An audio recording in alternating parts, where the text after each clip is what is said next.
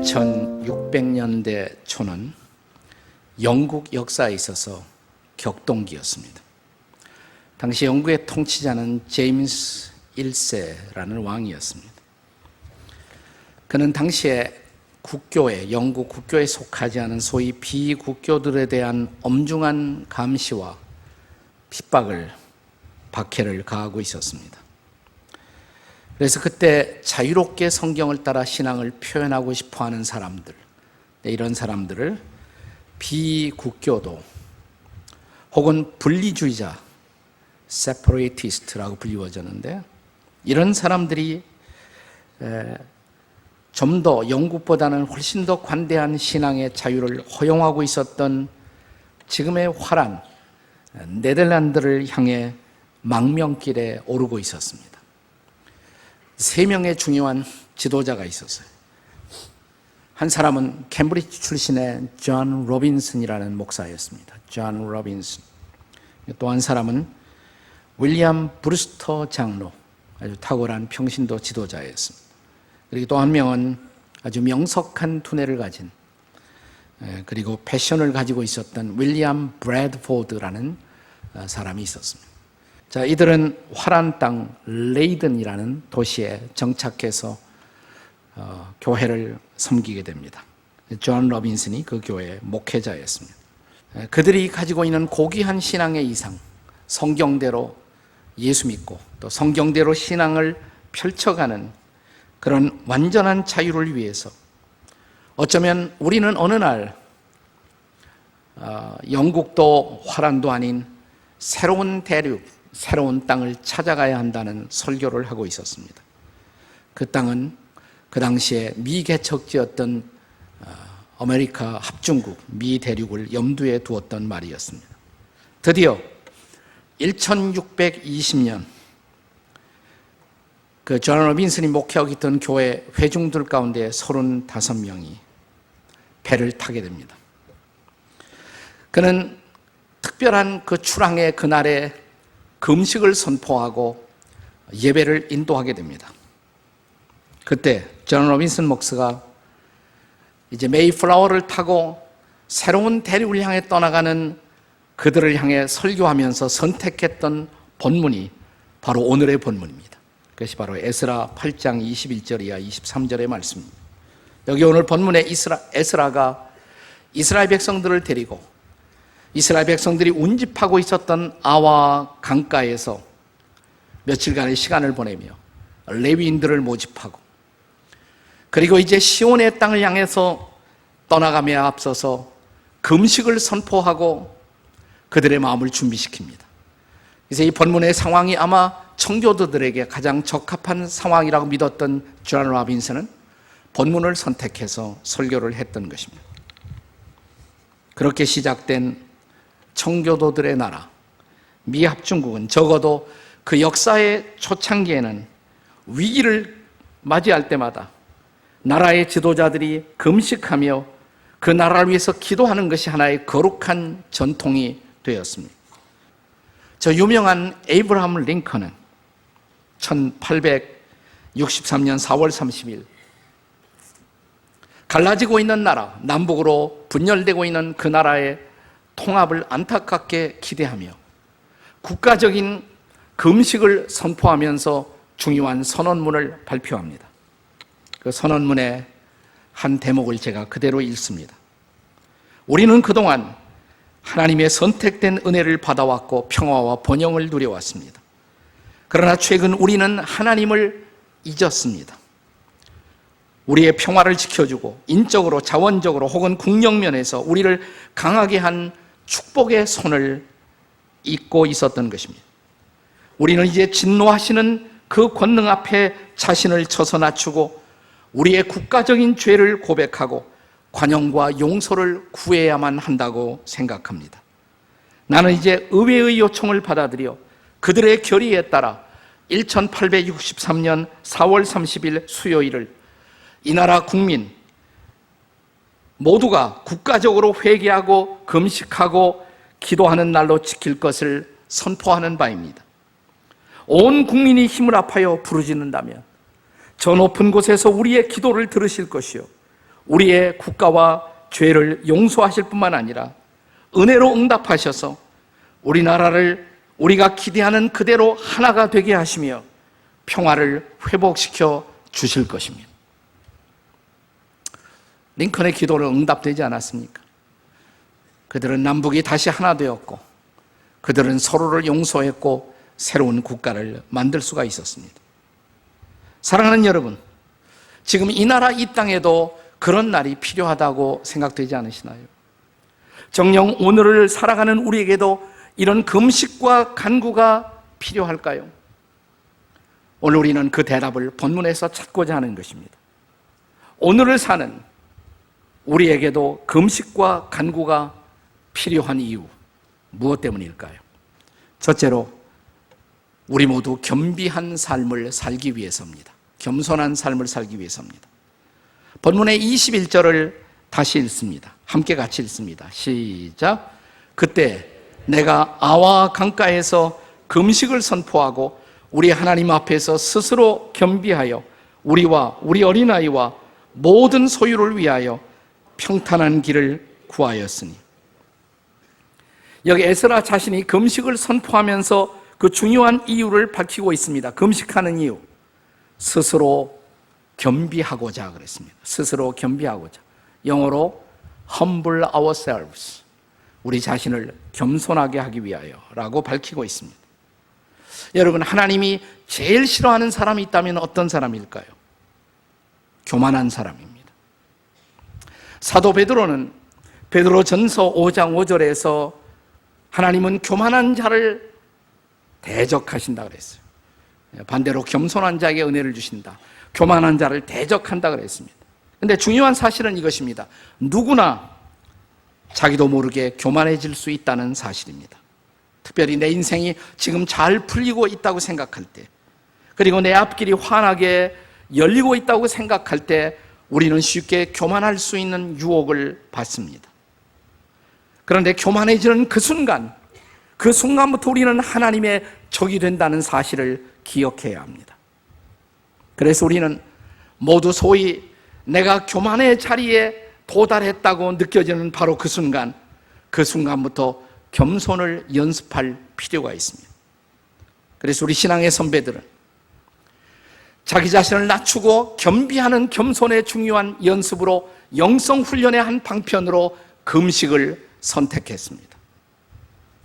제가 금식에 관해서 읽었던 책 가운데서 가장 좋은 책 가운데 하나가 알터 월리스라는 사람이 쓴 하나님이 기뻐하시는 금식 기도라는 책이 있습니다. 그는 이 책에서 이런 말을 했습니다. 배부름과 교만이 짝이라면 굶주림과 겸손이 짝이다. 아주 흥미있는 말이죠. 한번 따라서 읽으세요. 배부름과 교만이 짝이라면 굶주림과 겸손이 짝이다. 우리는 모두 배부를 때 교만해진다는 것입니다. 배가 부르면, 그리고 이만하면 내 인생 행복하지 라고 생각할 때 교만해질 수 있다는 것입니다. 나 굶주릴 때 우리는 생존을 위해서 하나님의 도움을 구할 수밖에 없습니다. 그래서 우리는 겸비해지는 것입니다. 그래서 우리 신앙의 선배들은 스스로의 겸비의 영적 상태를 유지하기 위해서 굶주리며 기도했던 것입니다. 그때야말로 하나님의 도우심을 필요로 하는 상태가 아니겠습니까? 겸손이 뭐예요? 자기 자신이 아니라 하나님을 의지하는 마음, 그게 바로 겸손이 아니겠습니까? 그래서 하나님은 이스라엘 백성들에게 구약에 보면 1년에 한 차례 속죄일이 되면, 소위 the day of atonement, 속죄일이 되면 반드시 금식하는 것을 하나의 법으로, 율법으로 정했던 것입니다. 이것은 소위 포로 시대에 이르러 좀 더 훗날 소위 스가랴 시대에 이르러서는 1년에 4차례 금식이 선포됩니다. 스가랴 8장 19절의 말씀을 함께 같이 읽겠습니다. 스가랴 8장 19절입니다. 같이 읽습니다. 시작. 만군의 여호와가 이같이 말하노라. 넷째 달의 금식과 다섯째 달의 금식과 일곱째 달의 금식과 열째 달의 금식이 변하여 유다 족속에게 기쁨과 즐거움과 희락의 절기가 되리니 오직 너희는 진리와 화평을 사랑할지니라. 무슨 말이에요? 넷째 달에 금식하고 5째 달에 금식하고 7째 달에 금식하고 10째 달에 금식하라. 몇 번? 4번이죠. 적어도 1년에 4번씩은 반드시 금식해야 한다는 것입니다. 그렇다면 그 금식은 결코 괴로움의 절기가 아니라는 것입니다. 오히려 그것은 기쁨과 즐거움과 희락의 절기가 될 것이라고, 금식을 통해 제대로 훈련받고 하나님을 의지하는 사람들, 그들의 인생은 기쁨과 희락의 인생이 될 것이라고 선포합니다. 사실 금식한다는 것은 괴로운 것이죠. 안 먹는 것이 얼마나 괴로운 것이에요.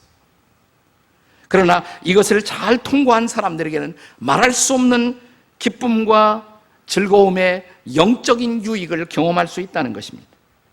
그래서 예수님도 산상수훈에 보시면 너희가 금식할 때에 슬픈 기색을 내지 말라.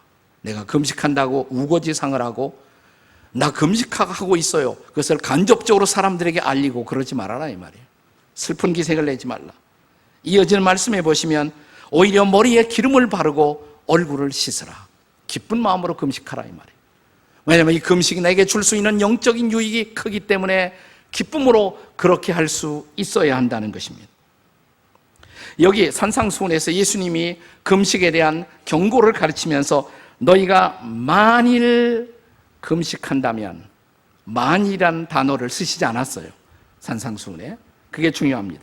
그냥 예수님은 이렇게 말씀하십니다. 금식할 때. 그러니까 금식은 만일 어쩌다 하는 것이 아니라는 것이에요. 금식할 때 이런 것을 조심하라. 다시 말하면 금식은 예수님 당시 그리고 초대교회 성도들에게 있어서 아주 보편적인 영적인 실천이 되고 있었다는 사실입니다.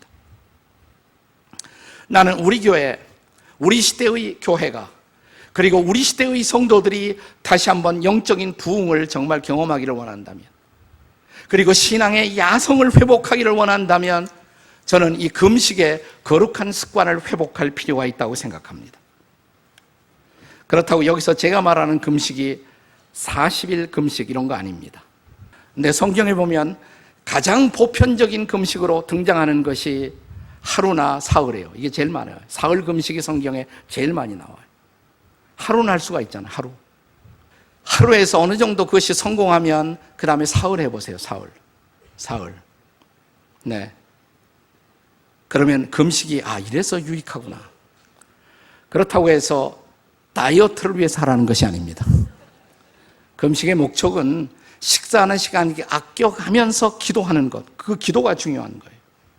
그래서 금식을 통해서 정말 우리의 기도의 영성이 회복된다면 저는 그것은 굉장한 영적 부흥의 출발점이 되고, 그리고 영적 회복의 기회가 되리라고 믿습니다. 나는 그런 은혜를 입는 여러분과 제가 되시기를 주의 이름으로 축복합니다. 왜 금식이 필요하냐? 두 번째 이유가 있어요. 두 번째는 우리가 위기 앞에서 보호받기 위해서, 위기 앞에서 보호를 위한 것입니다. 자, 오늘 지금 에스라가 자기 민족에게 금식을 선포하는 가장 실제적이고 가장 현실적인 이유는 무엇 때문이었습니까? 자, 21절 오늘 본문의 말씀을 살펴보시면 이랬죠. 우리와 우리 어린아이와 그 다음에 모든 소유를 위하여 평탄한 길을 그에게 간구했다. 이렇게 기록되어 있습니다. 다시 말하면 지금부터 우리가 떠나는데 그 우리 속에는 부녀자도 있고 노약자도 있고 특별히 어린아이들을 데리고 지금 길을 떠나야 돼요. 또 그들이 가지고 있는 모든 소유, 재산, 그리고 그들이 바벨론 거기에서 이제 왕의 허락을 받고 성전 건축을 위해서 가지고 가야 할 모든 성전의 거룩한 기구들, 그것들을 다 데리고 가야 한단 말이죠. 보통 일이 아니죠. 네. 얼마나 걱정이 많았겠어요. 제대로 무사하게 그 길을 갈 수가 있을까? 적어도 그 당시 바벨론에서 이스라엘까지 가기 위해서는 최소한도 한 넉 달이 필요했어요. 넉 달. 빨리 가도 석 달. 이스라엘 백성들은 석 달 반 걸렸습니다. 석 달 반. 자, 근데 그 길을 가는 도중에 만약 약탈자의 공격이 있다면 어떻게 돼요? 혹은 그들 가운데 전염병이라도 돈다면 보통 일 아니죠. 자, 만약 중간에서 그런 사고라도 일어나면 시온의 땅을 향한 귀환의 모든 노력은 물거품이 될 수밖에 없잖아요. 어찌 기도하지 않을 수 있었겠습니까? 내게 보통 기도로 되겠습니까? 간구하지 않을 수 없었을 거예요. 그냥 간구 정도로 가능하겠습니까? 그것이 바로 에스라가 금식하며 기도할 것을 선포한 가장 중요한 이유라는 사실이에요. 그리고 오늘 본문 22절에 보시면, 에스라가 금식을 선포하면서 그 백성 앞에 아주 흥미로운 고백을 하고 있습니다. 22절을 다시 한번 읽겠습니다. 같이 읽습니다. 시작. 이는 우리가 전에 왕에게 말하기를 우리 하나님의 손은 자기를 찾는 모든 자에게 선을 베푸시고 자기를 배반하는 모든 자에게는 권능과 진노를 내리신다 하였으므로 길에서 적군을 막고 우리를 도울 보병과 마병을 왕에게 구하기를 부끄러워하였습니다. 여러분, 에스라는 왕의 신임을 받았습니다. 그래서 저 바벨론을 무너뜨리고 새로운 파시아의 패자가 되었던 아닥사스다, 그 왕의 특별한 신임을 입고 있었단 말이죠. 그래서 내가 너를 뭐든지 도와주겠다. 그랬어요. 군대도 데리고 와라 그랬어요. 그런데 에스라는 내가 하나님을 믿는 사람인데, 하나님을 의지하는데 꼭 군대가 나에게 필요할까? 그래서 왕에게 군대를 함께하게 해달라는 그 요청을 일부러 자기가 구하지 않았던 것입니다. 지금 그 얘기하는 거예요. 왕에게 구하기를 부끄러워했다는 말이, 내가 하나님을 믿는다고 선포하는 사람인데 꼭 그런 군대의 도움이 필요할까라는 생각 때문에 그는 군대의 보호를 청하지 않았다는 것입니다. 이를테면 스스로 배수진을 친 것입니다. 근데 이것은 같은 시대에 동일하게 귀환했던 지도자 가운데 느헤미야가 선택한 결정과 아주 대비되고 있습니다. 느헤미야는 예루살렘 성벽을 쌓기 위해서 시온의 땅으로 돌아가면서 군대와 함께 돌아갑니다. 그게 달랐어요. 에스라와 아주 다른 양상이에요. 느헤미야 2장 9절을 보겠습니다. 느헤미야 2장 9절 말씀 다 같이 읽겠습니다. 시작. 군대 장관과 마병을 보내어 나와 함께 하시기로 내가 강 서쪽에 있는 총독들에게 이르러 왕의 조소를 전하였더니, 느헤미야는 군대 다 데리고 간 거예요. 그러니까 에스라가 느헤미야보다도 더 철저하게 배수진을 친 것입니다. 그리고 어떤 의미에서 더 철저하게 하나님을 신뢰한 것입니다. 저는 그래서 에스라의 믿음이 느헤미야보다 한술 더 많다고 생각해요. 그래서 나중에 느헤미야서를 읽어보시면 이스라엘 땅에 거대한 영적 부흥이 일어날 때 에스라 때문에 일어나요. 에스라가 말씀을 전할 때 그때 부흥이 일어나는 것을 볼 수가 있습니다. 그러니까 에스라 입장에서는 군대의 보호도 없고 하나님만 신뢰하고, 그러니까 더더욱 기도할 수밖에 없잖아요. 그것이 바로 에스라가 금식을 선포한 바로 그 중요한 이유였던 것입니다. 오늘 인생의 위기 앞에 서 있는 분들이 계십니까? 가정적인 위기 앞에, 혹은 사업의 위기 앞에 서 있지 않습니까? 우리 민족은 해방 70년을 맞이했지만 아직도 답답한 남북 대치의 상황 속에 서 있습니다. 기도가 필요하지 않을까요? 아니, 간구가 필요하지 않을까요? 아니, 지금이야말로 금식이 필요한 때가 아니겠습니까? 이것이 바로 우리가 금식하며 기도해야 할 중요한 이유인 것입니다. 바로 이 위기 앞에 새로운 탈출구를 열고 보호받기 위해서 말입니다. 우리에게 금식이 필요한 또 하나의 이유, 세 번째, 그것은 공동체의 복된 내일을 위한 것입니다. 마지막으로 에스라가 이렇게 금식하며 간구했던 또 하나 중요한 이유가 있다면 그것은 자기 자신을 위해서가 아니에요. 그것은 우리라는 공동체를 위한 것이었습니다. 오늘 본문을 조심성스럽게 읽어보시면 본문에 반복되는 중요한 단어가 바로 우리라는 것을 알 수가 있습니다. 21절에 우리와 우리 어린아이를 위하여, 22절에 우리가 전에 우리 하나님의 손은 우리를 도울 보병과 마병, 23절에 보시면 그러므로 우리가 이를 위하여 금식하며 우리 하나님께, 여기 에스라의 기도의 모티브는 단순히 개인의 사사로운 편리와 이익을 위해서만 기도하고 있는 것이 아니라는 것입니다. 그는 지금 우리를 위해, 공동체를 위해, 민족 공동체를 위해서 기도하고 있다는 것입니다. 여러분, 이것이 바로 주님이 우리에게 훗날 주기도문을 가르친 동일한 이유라는 것을 아십니까?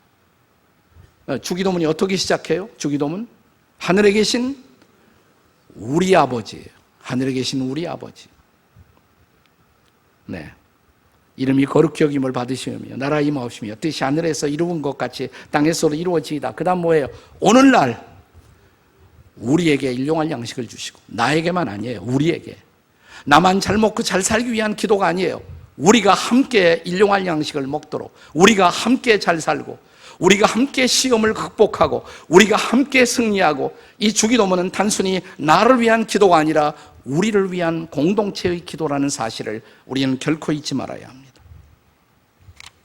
그래서 성경은 우리가 기도할 때 자기 욕심을 내려놓고 공동체를 위해서, 그의 나라를 위해서 기도하는 것을 배울 수 있어야 한다라고 가르치는 것입니다. 우리가 기도해도 우리의 기도가 응답되지 않는 가장 중요한 이유가 뭘까요? 야고보서 4장 3절이 그것을 우리에게 가르치지 않았습니까? 다 함께 읽겠습니다. 야고보서 4장 3절 시작. 구하여도 받지 못함은 정욕으로 쓰려고 잘못 구하기 때문이라. 우리의 수많은 기도가 응답되지 않은 이유, 그것이 우리의 이기심의 뿌리를 받고 있기 때문이라는 것입니다. 그러나 우리가 정말 우리를 위해 기도한다면, 그의 나라를 위해서 기도한다면 우리의 기도는 다를 것입니다. 자, 다시 이러한 에스라의 기도가 어떻게 응답되었는지 본문 23절을 읽어보십시오. 23절 다 같이 읽겠습니다. 시작. 그러므로 우리가 이를 위하여 금식하며 우리 하나님께 간구하였더니 그의 응낙하심을 입었느니라. 아멘이십니까? 나는 동일한 축복이 우리에게 임하기를 기도합니다. 그렇다고 금식 기도를 마술처럼 오해해서는 안 돼요. 금식만 하면 다 해결된다. 그건 아닙니다. 그래서 성경은 금식을 가르칠 때마다 하나님이 기뻐하시는 금식과 하나님이 기뻐할 수 없는 금식을 분별하고 있습니다. 자, 이사야 58장 3절을 읽겠습니다. 같이 읽습니다. 시작. 우리가 금식하되 어찌하여 주께서 보지 아니하시오며 우리가 마음을 괴롭게 하되 어찌하여 주께서 알아주지 아니하시나이까. 보라, 너희가 금식하는 날에 오락을 구하며 온갖 일을 시키는도다. 금식하면서도 오락이나 하고, 그건 진지하지 못하다 이 말이에요. 진짜 금식이 아니라요. 그건 기도가 아니라는 것입니다. 금식일진 모르지만 그것은 기도가 아니란 말이죠. 우리의 진지성이 없어요. 그래서 진정한 금식은 음식의 절제뿐만 아니라 삶의 모든 영역에서의 절제를 통한 진지한 간구가 될 수 있어야 한다는 것입니다. 그런 금식이 하나님이 기뻐하시는 금식입니다. 같은 말씀, 자, 이사야 58장에 조금 내려와서 58장 6절의 말씀을 이제 기억하십시오. 함께 같이 읽겠습니다. 시작. 내가 기뻐하는 금식은 흉악의 결박을 풀어주며 멍에의 줄을 끌어주며 압제당하는 자를 자유하게 하며 모든 멍에를 꺾는 것이 아니겠느냐. 아멘이십니까? 이 하나님이 기뻐하시는 금식, 이 금식이 우리에게 자유를 준다고, 압제의 모든 줄을 풀어버릴 것이라고, 하나님의 능력이 임할 것이라고. 사랑하는 여러분, 이런 금식이 필요한 때가 아닙니까? 우리 가정에, 우리 교회에, 우리 민족 가운데 정말 이런 기도가 필요하지 않은가요? 이제 그만 남과 북의 대치를 넘어서서 평화 통일을 이루어야 할 때가 되지 않았습니까? 그렇다면 우리에게 지금이야말로 이런 금식이, 이런 간구가 필요한 때가 아닌가요? 저는 이 말씀을 준비하면서 나부터 한 달에 하루는 꼭 금식을 해야겠다라는 결심을 했습니다. 지금 제 아내가 여기 있는데 저의 증인이 되어 주시기를 바랍니다. 네, 한 달에 한 번은 꼭 하루는 금식하려고 그래요. 나는 동일한 결심을 하는 여러분이 있기를 바랍니다. 우리가 참으로 겸비하여 금식하고 간구한다면 나는 믿습니다. 하늘의 문이 열릴 것입니다. 하나님의 능력이 부어질 것입니다. 새로운 날이 밝아올 것입니다. 새 역사가 시작될 것입니다. 이 은혜를 경험하는 저와 여러분이 되시기를 주의 이름으로 축원합니다.